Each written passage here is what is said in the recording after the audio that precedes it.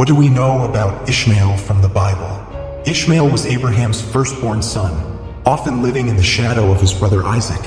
Yet his tale is tightly intertwined with the Bible's fabric, showcasing themes of belief, hardship, and God's guidance. From his extraordinary birth to his role as the forefather of a mighty nation, Ishmael's life exemplifies God's faithfulness and the complexities of human connections. This video explores Ishmael's journey, shedding light on his crucial but overlooked part in the story of Abraham's descendants. Come with us as we reveal the narrative of Ishmael, the forgotten son of Abraham. The tale of Ishmael commences with his father, Abraham, originally known as Abram. Abram resided in Ur of the Chaldeans, a flourishing city in ancient Mesopotamia. Despite the prosperity, God called Abram to leave his homeland for an unknown land, promising him a great nation. This divine instruction is recorded in Genesis 12 verses 1 to 3, where God instructs Abram, "Leave your country, your people, and your father's household and go to the land I will show you. I will make you into a great nation, and I will bless you." Abram, along with his wife Sarai and nephew Lot, heeded God's call and embarked on this journey of faith, traveling to Canaan. After arriving in the new land, God reaffirmed his promise to Abram, declaring, "This land will belong to your descendants." Genesis 12 verse 7.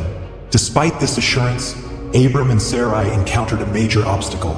They had no children, and Sarai could not conceive. This made the idea of having many descendants, as promised by God, seem impossible. As time went by and Sarai remained childless, she began to question whether God's promise would ever come true. Feeling desperate and following the customs of their time, Sarai, who had an Egyptian maidservant named Hagar, said to Abram, "See now, the Lord has restrained me from bearing children. Please go into my maid. Perhaps I shall obtain children by her." Abram heeded the voice of Sarai. Then Sarai, Abram's wife, took Hagar, her maid, the Egyptian, and gave her to her husband Abram to be his wife. After Abram had dwelt 10 years in the land of Canaan, he went into Hagar, and she conceived. When she saw that she had conceived, her mistress became despised in her eyes. Then Sarai said to Abram, "My wrong be upon you. I gave my maid into your arms, and when she saw that she had conceived, I became despised in her eyes. The Lord judge between you and me." So Abram said to Sarai, "Indeed, your maid is in your hand. Do to her as you please." And when Sarai dealt harshly with her, she fled from her presence. Now the angel of the Lord found Hagar by a spring of water in the wilderness, by the spring on the way to Shur, and he said, "Hagar, Sarai's maid, where have you come from, and where are you going?" She said, "I am fleeing from the presence of my mistress, Sarai." The angel of the Lord said to her, "Return to your mistress and submit yourself under her hand." Then the angel of the Lord said to her, "I will multiply your descendants exceedingly, so that they shall not be counted for multitude." The angel of the Lord also said to her,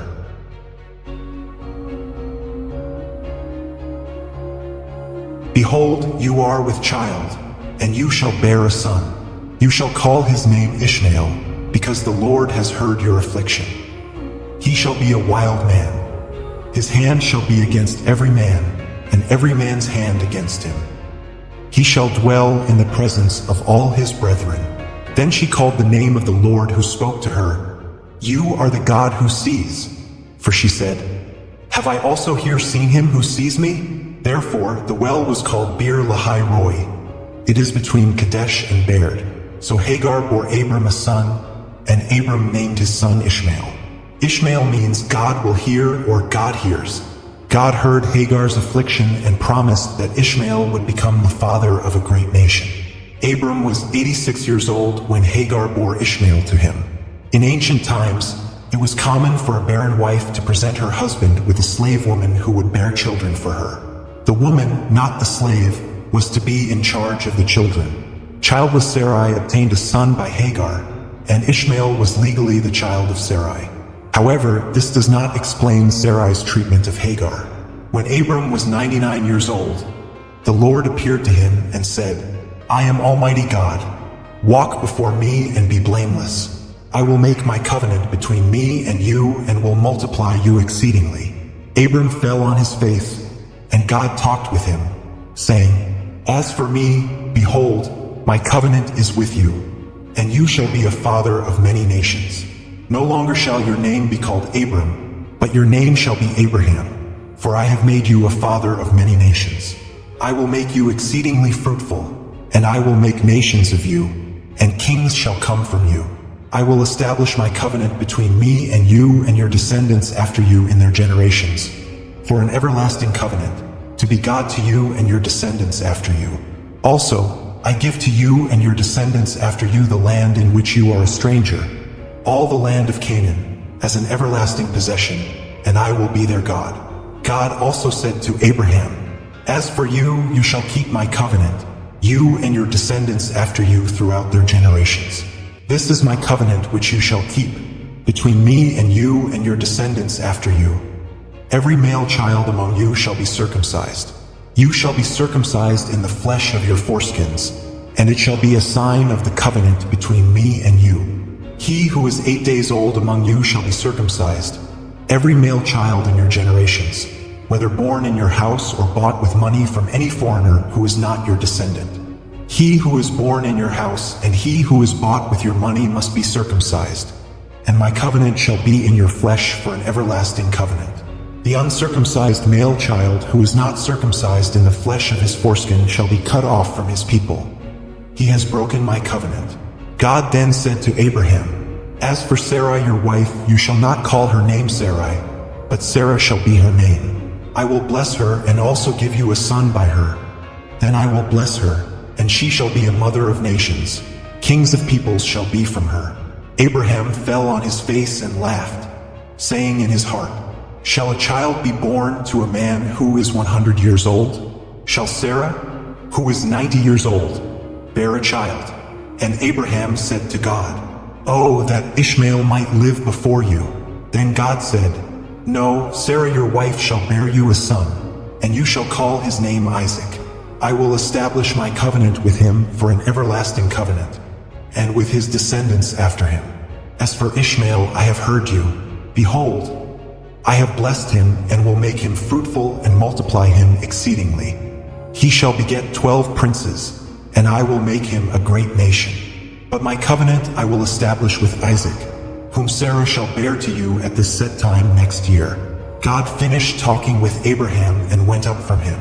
Abraham took Ishmael his son, all who were born in his house, and all who were bought with his money, every male among the men of Abraham's house, and circumcised the flesh of their foreskins that very same day, as God had said to him. Abraham was 99 years old when he was circumcised, and Ishmael his son was 13 years old when he was circumcised. The contrast between national greatness and covenant experience reveals much about the covenant. National greatness is also promised in Genesis 21 verse 13 and 18. I will also make a nation of the son of the bondwoman because he is your seed. Arise, lift up the lad, and hold him with your hand, for I will make him a great nation. Genesis 17 verses 22 to 27 shows that the covenant is not to be identified with circumcision alone, despite Ishmael being circumcised according to God's mandate. The covenant was with Isaac, not Ishmael. Abraham and Sarah's treatment of Ishmael regarded him as the promised son, even when God revealed that Sarah would bear a son. Abraham was perplexed, as recorded in Genesis 17 verse 18. Oh, that Ishmael might live before you. Even after Isaac was born, Abraham treated Ishmael with kindness and was saddened by Sarah's wish to reject him. Sarah saw Ishmael as a danger to Isaac's position and sought to have him expelled. Genesis 21 narrates how the Lord visited Sarah and fulfilled the promise of giving birth to Isaac. Abraham circumcised Isaac when he was 8 days old, as commanded. Abraham was 100 years old when Isaac was born. Sarah said, God has made me laugh, and all who hear will laugh with me.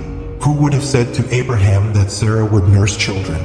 For I have borne him a son in his old age. The child grew and was weaned, and Abraham made a great feast on the day Isaac was weaned. Sarah observed the son of Hagar scoffing and said to Abraham, Cast out this bondwoman and her son, for the son of this bondwoman shall not be heir with my son, namely Isaac. This matter greatly displeased Abraham. But God said, Do not let it be displeasing in your sight because of the lad or your bondwoman. Whatever Sarah has said to you, listen to her voice, for in Isaac your seed shall be called. Yet I will also make a nation of the son of the bondwoman because he is your seed. Abraham rose early, took bread and water, and gave them to Hagar, sending her and Ishmael away. Hagar wandered in the wilderness of Beersheba. When the water was gone, she placed Ishmael under a shrub and wept. God heard Ishmael and called to Hagar, What ails you, Hagar? Fear not, for God has heard the voice of the lad. Arise, lift him, for I will make him a great nation. God opened her eyes to a well of water, saving their lives. Ishmael grew in the wilderness, became an archer, and dwelt in Paran. Hagar found him an Egyptian wife. Ishmael had 12 sons, who became leaders of tribes. God fulfilled his promise to make Ishmael a great nation. Ultimately, Ishmael's story illustrates God's faithfulness and mercy. Despite his difficult circumstances, Ishmael became a patriarch and the ancestor of a great people. His life reminds us that God's promises are sure, and his plans extend beyond our understanding.